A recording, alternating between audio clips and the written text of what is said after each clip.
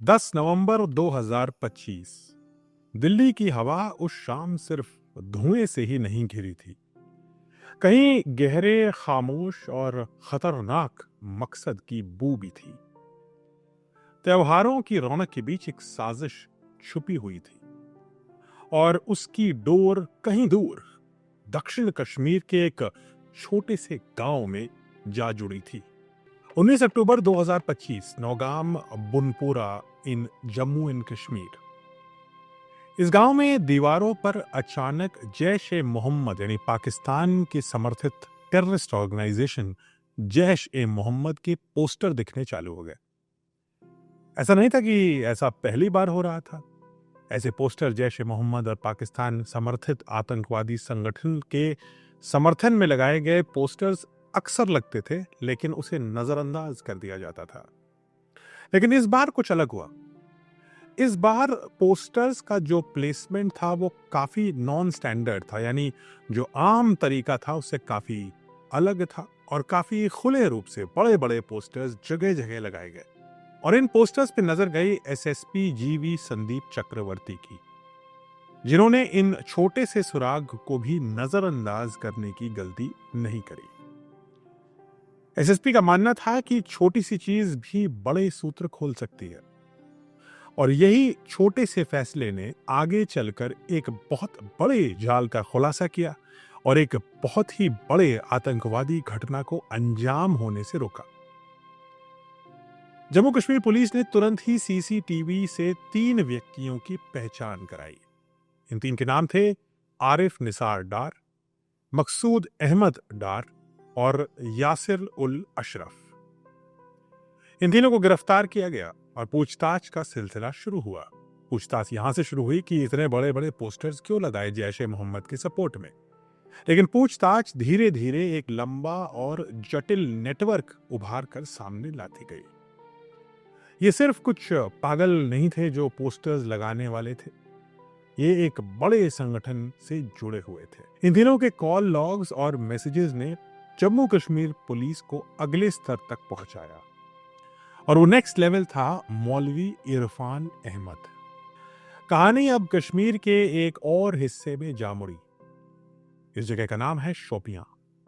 शोपियां को लोग प्यार से एप्पल टाउन ऑफ कश्मीर भी कहते हैं, क्योंकि ये बागों और सेब के बीच एक बसा हुआ बेहतरीन खूबसूरत इलाका है।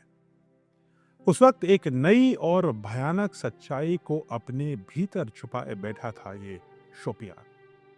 यहीं पर थे मौलवी इरफान अहमद।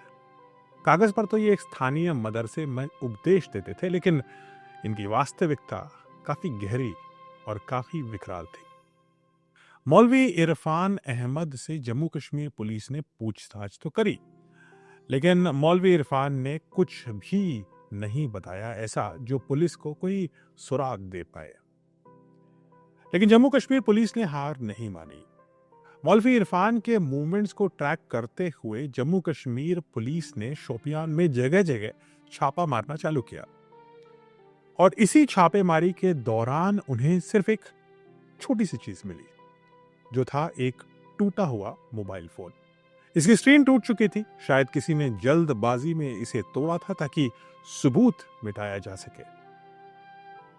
लेकिन कहते हैं कि बुरे काम में भाग्य ज्यादा साथ नहीं देता। किस्मत का खेल यूं हुआ कि फोन की स्क्रीन तो जरूर टूट गई, बट उसके अंदर का राज यानी मेमोरी अभी भी जिंदा था। जब इस फोन को किसी दूसरी स्क्रीन से कनेक्ट किया गया तो स्क्रीन पर तुरंत ही एक ग्रुप उभर कर सामने आया जो टेलीग्राम पर आधारित था, और उसी ग्रुप में एक नाम आया, उमर बिन खताब। अब ये नाम सुनते ही जांच नेक्स्ट लेवल पर पहुंच गई, और ऐसा इसलिए क्योंकि उमर बिन खताब पाकिस्तान बेस्ड है। जैश ए मोहम्मद में इसकी एक ऊंची रैंक है, कमांडर है, और भारत में आतंकवादी घटनाओं में इसका नाम कई बार सामने आ चुका है। मौलवी इरफान अहमद की गिरफ्तारी के बाद सामने आया उनका एक और साथी और करीबी। इसका नाम था जमीर अहमद अहंगर, जिसे लोग मुतलशा के नाम से भी जानते थे। हालांकि मौलवी ने अपने इंटरोगेशन के दौरान चुप्पी साध रखी थी, लेकिन मुतलशा ने जांच एजेंसियों की पूछताछ के दौरान कुछ हैरत अंगेज तथ्य सामने लाए। पूछताछ के दौरान उसने जो बताया उससे हर अधिकारी के रोंगटे खड़े हो गए। मुतलशा ने खुलासा किया कि मौलवी इरफान सिर्फ कश्मीर के कुछ युवाओं को ही नहीं बल्कि पूरे भारत के अलग अलग हिस्सों में लोगों को कट्टरपंथ की राह पर ले जा रहे थे, उनको उन्मादी बना रहे थे। सबसे चौंकाने वाली बात यह थी कि मौलवी इरफान ने अपने नेटवर्क में कई भारतीय डॉक्टरों को एज स्लीपर सेल एजेंट्स के रूप में शामिल कर लिया था। डॉक्टर एक ऐसा प्रोफेशन है जिसे पूरे भारत में सबसे सम्मान से देखा जाता है। उसका काम होता है जिंदगी बचाना, लेकिन इस प्रकार का उन्माद और कट्टरपंथ मौलवी साहब ने फैला दिया था कि यही डॉक्टर जान लेने के प्रोफेशन यानी आतंकवाद में शामिल हो गए। और फिर मुतलशा ने पूछताछ में एक और खुलासा किया जिससे पूरे केस के रुख में एक और बड़ा पड़ाव आया। मुतलशा ने एडमिट किया कि उसने खुद ऐसे ही एक स्लीपर सेल टेररिस्ट डॉक्टर के घर पर AK-47 देखी थी। AK-47 एक असॉल्ट राइफल है जो यूजुअली पूरे भारत में कोई और कैरी नहीं करता, या तो सुरक्षा बल कैरी करते हैं या फिर आतंकवादी इसे कैरी करते हैं।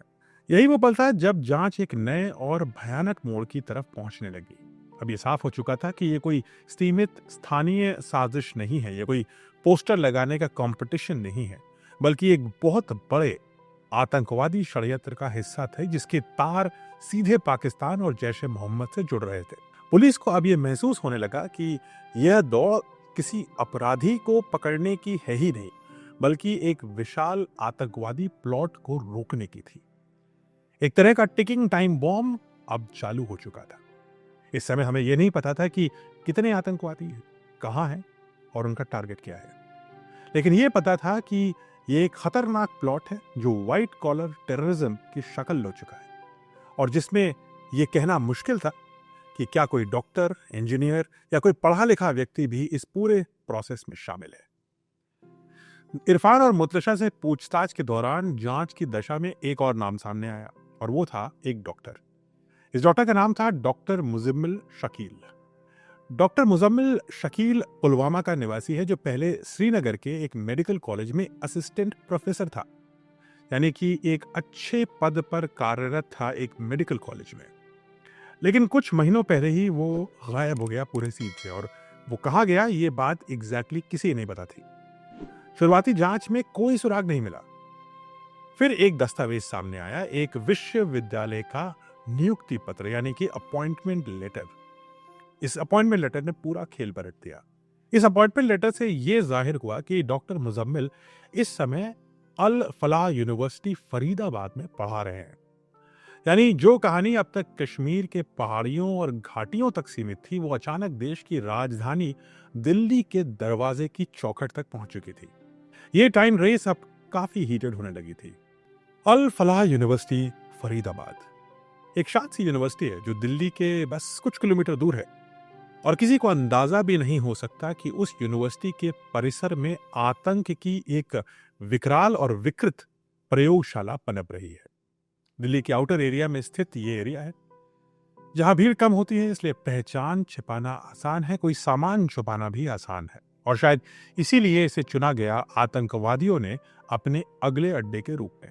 ये एक तरह का स्टेजिंग ग्राउंड बनने वाला था जहां आतंक का नेटवर्क धीरे धीरे अपनी जड़ें जमा रहा था। यही था भारत में व्हाइट कॉलर टेररिज्म का सबसे बड़ा नेटवर्क जो बनता और पनपता जा रहा था। कहने को तो डॉक्टर मुजम्मिल एक टीचर, एक शिक्षक थे, एक चिकित्सक भी थे, लेकिन उनका असली काम मेडिकल पढ़ाना तो था ही नहीं। अंदर ही अंदर उनका काम था एक केमिकल सामग्री को एकत्रित करना, उसे समझना, सर्किट्स को समझना और खतरनाक बॉम्ब बनाने का लोकल तरीका इजाद करना। इसमें रिमोट कंट्रोल टाइम डिवाइसेस भी शामिल थी। लेकिन एक डॉक्टर के लिए भी ये काफी कॉम्प्लिकेटेड काम था, खतरनाक भी था, और इसीलिए ये काम डॉक्टर मुजम्मिल अकेले नहीं कर सकता। ये बात पुलिस को क्लियरली समझ में आ गई थी कि ये नेटवर्क डॉक्टर मुजम्मिल से कहीं बड़ा है। पूछताछ में एक और नाम सामने आया, हाफिज मोहम्मद इश्तियाक। हरियाणा में मेवात का एक मौलवी है जिसे डॉक्टर मुजम्मिल ने अपने साथ जोड़ लिया था। अरे टीम बनाते जा रहे थे डॉक्टर मुजम्मिल भारत के विरुद्ध। मौलाना हाफिज का सिर्फ एक काम था, लॉजिस्टिक्स और स्टोरेज संभालना, यानी एक तरह के ऑपरेशन मैनेजर थे इस पूरे स्कैंडल के। यानी बॉम्ब बनाने की जो फैक्ट्री में डॉक्टर मुजम्मिल काम कर रहे थे, उसके रख रखाव और सिक्योरिटी की जिम्मेदारी थी मौलाना हाफिज मोहम्मद की। जांच में एक और निर्णायक मोड़ फिर सामने आया। इंटेलिजेंस का इनपुट साफ था, अगर कार्यवाही में देर हुई तो आने वाले दिनों में देश की राजधानी अपने सबसे भयानक आतंकी धमाके का निशाना बन सकती है। इस बात को भी नकारा नहीं जा सकता था कि इतनी भारी मात्रा में जो नेटवर्क बना है वो शायद किसी सीरियल ब्लास्ट की भी साजिश हो। इसलिए 24 घंटों के भीतर तीनों राज्यों की एजेंसियां, जम्मू कश्मीर पुलिस, हरियाणा पुलिस और उत्तर प्रदेश की एटीएस ने एक कोऑर्डिनेटेड ऑपरेशन की रूपरेखा तैयार करी। ये सारा ऑपरेशन अलग अलग जगह होना था, लेकिन एक साथ होना इसका आवश्यक था ताकि मिलिटेंट्स को भागने का कोई मौका ना मिले। एक तरह से ये एक military grade high precision surgical strike थी। ये कोई आम छापा नहीं था, ये समय से पहले एक भारी तबाही को पकड़ने और रोकने की कोशिश थी। इस समय तक ये भी नहीं पता था कि इस नेटवर्क में कितने लोग हैं, कितना एक्सप्लोसिव है, कौन से हथियार हैं। ये तो पता था कि कम से कम एक असॉल्ट राइफल यानी AK-47 तो इन लोगों के पास है ही। ये पूरा ऑपरेशन 3 जगह एक साथ होना था, फरीदाबाद में 2 जगह और उत्तर प्रदेश में सहारनपुर में 1 जगह। पहला स्थान था फरीदाबाद, हरियाणा। यह ऑपरेशन का केंद्र था, जहां डॉक्टर मुजम्मिल शकील और हाफिज मोहम्मद इश्तियाक यानी बॉम्ब के डिजाइनर और उनके केयर टेकर ने अपनी गतिविधियों को बेहद प्रोफेशनल तरीके से छुपा रखा था। छापामारी में दोनों गिरफ्तार हुए और साथ ही बरामद हुए ऐसे दस्तावेज और डिजिटल डेटा जिनसे पता चला कि यह नेटवर्क केवल रेडिकलाइजेशन का नहीं बल्कि टेक्निकल और केमिकल नॉलेज का एक मीटिंग पॉइंट है। उनके घरों से मिली डायरियां, केमिस्ट्री के नोट्स और कई USB ड्राइव्स, जिनसे यह सब साबित हुआ कि यह तैयारी महीनों की नहीं थी बल्कि सालों की थी। और इसीलिए पुलिस को यह बात तो तय हो गई कि जितना वो सोच रहे थे, कल्पना कर सकते थे, उससे कई गुना बड़ी थी ये खतरनाक साजिश। इसको तुरंत रोकना बहुत ही जरूरी हो चुका था। दूसरे स्थान पर उत्तर प्रदेश ATS ने सहारनपुर में ऑपरेशन को पकड़ा और यहां से पकड़ा गया आदिल को, जो मूल रूप से कुलगाम, कश्मीर का निवासी था। आदिल का रोल ट्रांसपोर्ट चैनल संभालना था, यानी ये विस्फोटक सामग्री को छोटे छोटे हिस्सों में बांटकर ट्रकों और मेडिकल इक्विपमेंट्स के बॉक्स में छुपाकर भेजता था डॉक्टर मुजम्मिल को फरीदाबाद में। आदिल की गिरफ्तारी ने नेटवर्क की सप्लाई चेन को पूरी तरीके से एक्सपोज कर दिया। वो कश्मीर से रसायन और पार्ट्स लाकर फरीदाबाद में जमा करता था। वो ऐसा इसलिए करता था ताकि शक कम से कम हो। अगर क्वांटिटी कम है तो पकड़े जाने की संभावना भी कम है। तीसरा छापा सबसे बड़ा और भयानक था और यह फिर से हुआ फरीदाबाद, हरियाणा में, और यह हुआ सेफ हाउस में। पुलिस टीम जब इस आतंकी सेफ हाउस में दाखिल हुई तो वहां जो मिला वो किसी भी अनुभवी अधिकारी के लिए भी सांसें थाम देने वाला था। कमरे दर कमरे, फर्टिलाइजर के बोरे, chemical container, wiring setup, timing circuit, remote detonation module और मेटल ड्रम जिसमें विस्फोटक मिश्रण भरा हुआ था। ये सारी चीजें मिल करके एक नहीं बल्कि दर्जनों बॉम्ब बनाने के बराबर थी। जांच में सामने आया कि कुल बरामद सामग्री का वजन था 2900 किलोग्राम, यानी लगभग 3 टन IED निर्माण सामग्री। इतना विस्फोटक यदि सक्रिय हो जाए तो न केवल लाल किले बल्कि किसी भी बड़े शहर को पूरी तरीके से हिला सकता था। कुछ ऐसे धमाकों की तैयारी हो रही थी जो इतिहास में अब तक के सबसे बड़े शहरी आतंकवादी हमले बन जाते। फॉरेंसिक टीम में तुरंत ही इस जगह को सील किया, नेशनल बॉम्ब डिस्पोजल स्क्वाड को बुलाया गया और हर कंटेनर को अलग अलग जांच के लिए भेजा गया। रिपोर्ट से यह पुष्टि हुई कि जो सब्सटेंस है वो अमोनियम नाइट्रेट है, जो एक अत्यधिक शक्तिशाली इम्प्रोवाइज्ड एक्सप्लोसिव डिवाइस यानी IED है, यानी एक तरह का विस्फोटक है। इसे इलेक्ट्रॉनिक टाइमर और रिमोट कंट्रोल एक्टिवेशन सिस्टम से जोड़ा जा सकता था, जिससे दूर से ही इस बॉम्ब को एक्सप्लोड किया जाए। यानी साजिश शायद टाइम बॉम्ब और कंट्रोल्ड डिवाइसेस दोनों को बनाने की थी। साथ ही बरामद हुए कुछ हथियार, AK-56, AK क्रिंकॉफ, एक चाइनीज स्टार पिस्टल और एक बेरेटा हैंडगन। 2 लोगों के बीच में 2 असॉल्ट राइफल और 2 हैंडगन्स। पुलिस ने थोड़ी तो राहत की सांस ली, क्योंकि अब दिल्ली का सबसे बड़ा आतंकी हमला ऐसा लग रहा था कि अस्थायी रूप से टल चुका, लेकिन ये कहानी खत्म नहीं हो रही थी। एक और नाम सामने आया जो अभी भी पुलिस की नजर से बाहर था, और वो था एक और डॉक्टर, डॉक्टर उमर। ये भी पुलवामा से था, और ये भी अल फलाह यूनिवर्सिटी फरीदाबाद में डॉक्टर मुजम्मिल के साथ ही पढ़ाते थे।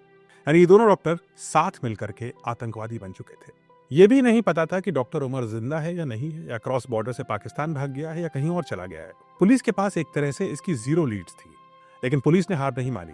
लड़ाई अभी खत्म नहीं हुई थी। रेड फोर्ट अटैक 10 नवंबर 2025। दिल्ली अपने रंग में थी, रोशनी, ट्रैफिक और बीते हुए त्योहार की रौनक अभी भी जगमगा रही थी। लेकिन भीड़ के इस सागर में एक कार थी जो अपने भीतर मौत की खामोशी लेकर चल रही थी। शाम 6:52 पर एक सफेद Hyundai i20 धीरे धीरे चलती हुई लाल किले मेट्रो स्टेशन के गेट नंबर 1 के पास पहुंची। कुछ घंटे पहले ही यह कार सुनहरी मस्जिद के पास पार्किंग में लगाई गई थी। 3 घंटे तक ये वहीं खड़ी करी गई, जैसे किसी आदेश या संकेत के इंतजार में थी। और फिर 6:52 पर उस एक पल में धीरे धीरे चलते हुए एक धमाका हुआ। आवाज इतनी तेज थी कि पुरानी दिल्ली की गलियां थर्रा उठी। धुएं और आग के गुबार आसमान तक जा पहुंचे, और सड़क पे खड़ी गाड़ियां, ई रिक्शा और ऑटो सब पल भर में जल उठे। 10 लोग मौके पे अब तक मारे जा चुके हैं और 20 से अधिक घायल हैं। उनमें से कुछ गंभीर रूप से घायल हैं। एक भारतीय का शव तो विस्फोट की ताकत से 150 मीटर दूर एक पेड़ पे जा अटका। सड़क पे बिखरे थे टायर, शीशे और अध जले सामान के टुकड़े। आग बुझाने में लगभग 40 मिनट लगे। दमकल और पुलिस की टीमों ने इस पूरे इलाकों को सील कर दिया। ये दिल्ली का दिल था, और उस रात ये दिल कुछ देर के लिए सचमुच रुक गया। जांच शुरू हुई एक बार फिर से, और एक एक करके परतें खुलती चली गईं। सीसीटीवी फुटेज, कार की नंबर प्लेट और बॉम्ब के एनालिसिस, इन सब को सामने लाया गया। जांच में सामने आया कि यह कार सुबह 8:04 पर बदरपुर टोल से दिल्ली में दाखिल हुई थी। यानी ये कार फरीदाबाद से दिल्ली में दाखिल हुई सुबह सुबह on the day of explosion. Faridabad वही जगह जहां डॉक्टर मुजम्मिल थे और जहां अल फलाह यूनिवर्सिटी है। दिन भर ये कार दिल्ली में कई जगह घूमती रही। दरियागंज, कश्मीरी गेट, सुनहरी मस्जिद, हर जगह सीसीटीवी पर इसकी इमेजेस को कैप्चर किया गया। दोपहर 3:19 पर यह car Lal Qila parking area में दाखिल हुई और 6:22 पर वहां से निकलते हुए दिखी, और उसके आधे घंटे में विस्फोट हो गया। शुरुआत में यह माना गया कि यह एक क्लासिक फिदायीन सुसाइड बॉम्बर हमला है। सीसीटीवी ने एक और सरप्राइजिंग चीज दिखाई। पुलिस की जिस डॉक्टर को तलाश थी, यानी डॉक्टर उमर, वही डॉक्टर उमर ये कार चला रहा था। वही जो पुलवामा का था और जो अल फलाह यूनिवर्सिटी में डॉक्टर मुजम्मिल के साथ स्लीपर सेल पे काम कर रहा था। लेकिन जांच जैसे जैसे आगे बढ़ रही है, कहानी में एक नया मोड़ भी आ रहा है। जांच अधिकारियों ने यह पाया है कि यह विस्फोट किसी कन्वेंशनल और क्लासिकल फिदायीन पैटर्न से थोड़ा अलग दिखता है। आमतौर पे ऐसे कट्टरपंथी आत्मघाती फिदायीन कार बॉम्बिंग में ड्राइवर कार को किसी टारगेट यानी लक्ष्य की तरफ लेके जाता है। ये कोई भीड़ हो सकती है, कोई इमारत हो सकती है, कोई बड़ी दुकानों की असेंबली हो सकती है। जब ऐसी टक्कर वो मारता है तो नुकसान बहुत अधिक होता है। विस्फोट को और भी घातक बनाने के लिए अक्सर कांच, नट बोल्ट्स, मेटल के टुकड़े, ये सारी चीजें एक्सप्लोसिव के साथ मिलाई जाती हैं, ताकि ये जो श्रैप्टल्स होते हैं जो निकलते हैं एक धमाके में तेज स्पीड के साथ, ये विस्फोट को और भी जानलेवा बनाते हैं, क्योंकि ये टुकड़े जिसको भी लगते हैं वहां पर उनको चोट पहुंचती है और जिससे जान भी जा सकती है। लेकिन इस मामले की स्थिति अलग थी। कार ने किसी भीड़ या इमारत को टक्कर तो नहीं मारी, बस धीरे हो गई और उसमें बम फट गया। ये तो क्लियर था कि इसके पास शायद कोई स्पष्ट लक्ष्य तो था ही नहीं। विस्फोट के बाद सड़क पर कोई बड़ा गड्ढा नहीं मिला। साथ ही साथ उस पूरी साइड से अब तक कोई भी श्रैप्नल्स यानी मेटल या कांच के टुकड़े नहीं मिले, जो शायद किसी एक्सप्लोसिव के साथ मिक्स किए जाते हैं उसे और घातक बनाने के लिए। ये सब कुछ नहीं मिला। इन सारे एविडेंस को देखने के बाद कुछ विशेषज्ञों का यह भी मानना है कि ये जो कार बॉम्ब था, इसका इंटेंडेड टारगेट शायद कुछ और था, और वहां पहुंचने से पहले ही इसका आईईडी विस्फोट हो गया और जिस वजह से इस कार के चिथड़े उड़ गए। ये भी संभव है कि बॉम्ब बनाने में कुछ गलती हुई हो या सिर्फ पैनिक की वजह से अंदर बैठे टेररिस्टों ने इसको समय से पहले ही डेटोनेट कर दिया। डॉक्टर उमर का क्या इंटेंशन था, उसका एग्जैक्ट टारगेट क्या था, उसका प्लान क्या था, ये बात अभी हमें एग्जैक्टली नहीं पता है। लेकिन एक बात तो क्लियर है कि फरीदाबाद से बरामद हुए 2900 किलोग्राम विस्फोटक और इस रेड फोर्ट के कार ब्लास्ट के बीच में सीधा सीधा संबंध है। एनआईए, दिल्ली पुलिस और एनएसजी ने संयुक्त रूप से इसमें जांच शुरू कर दी है और अब मामला राष्ट्रीय सुरक्षा स्तर का भी है। ये साफ है कि भले ही ये विस्फोट एक टिपिकल सुसाइडल जिहादी फिदायीन मिशन से एग्जैक्ट मेल ना खाए, लेकिन मंशा तो इसकी भी उतनी ही खतरनाक थी और शायद यही एस्पिरेशन था इसका बनना कि एक कट्टरपंथी फिदायीन हमला भारत पे किया जाए। लेकिन 3 राज्यों की पुलिस की चौकन्ना रहने की वजह से ये बड़ा हादसा टल गया। लाल किले और फरीदाबाद की इस घटना ने हमें यह सिखाया कि आतंक का जो जहर है वो सिर्फ ऐसा नहीं है कि कम पढ़े लिखे या अनपढ़ लोगों में ही फैलता है, जैसे कसाब कम पढ़ा लिखा था। लेकिन ये घटना हमें यह भी सिखाती है कि डॉक्टर उमर और डॉक्टर मुजम्मिल जैसे पढ़े लिखे डॉक्टर भी इस जहर का शिकार बन सकते हैं। और कभी कभी ऐसे लोग हमारे आसपास किसी भी वेशभूषा में रह सकते हैं, किसी भी प्रोफेशनल ग्रुप में रह सकते हैं। एक मौलवी जिसने डॉक्टर्स का ब्रेन वॉश किया, एक यूनिवर्सिटी जो आतंक का अड्डा बन गई और एक कार जो त्योहार की भीड़ में मौत का प्रतीक बन गई। लेकिन इस कहानी का एक और पहलू भी है और ये कहानी है सतर्कता और संवेदनशीलता की। अगर नौगाम में वो पोस्टर नजरअंदाज कर दिए होते वहां के एसएसपी ने, अगर शोपियां का टूटा हुआ मोबाइल नहीं मिलता या हम उसे इग्नोर कर देते, या फिर फरीदाबाद की रेड कुछ देर से हुई होती, तो आज दिल्ली शायद अपने इतिहास की सबसे बड़ी आतंकवादी त्रासदी झेल रही होती। ये सिर्फ पुलिस या एजेंसियों की प्रशंसा का मुद्दा नहीं है, बल्कि हर उस नागरिक का एफर्ट है जो चौकन्ना है, सवाल पूछता है और अपने देश की सुरक्षा में अपनी खुद की भूमिका समझता है। सावधानी ही हमारी सुरक्षा है, यह हमें याद रखना है। इस पूरे ऑपरेशन में पुलिस का रोल उतना ही काबिल तारीफ है जितना आर्मी का था ऑपरेशन सिंदूर के दौरान। यदि आपको कोई संदिग्ध गतिविधि दिखे तो पुलिस को रिपोर्ट करें, क्योंकि एक सूचना एक शहर, एक देश को बचा सकती है। यह स्टोरी अभी भी डेवलपिंग है क्योंकि नए नए एविडेंस सामने आ रहे हैं।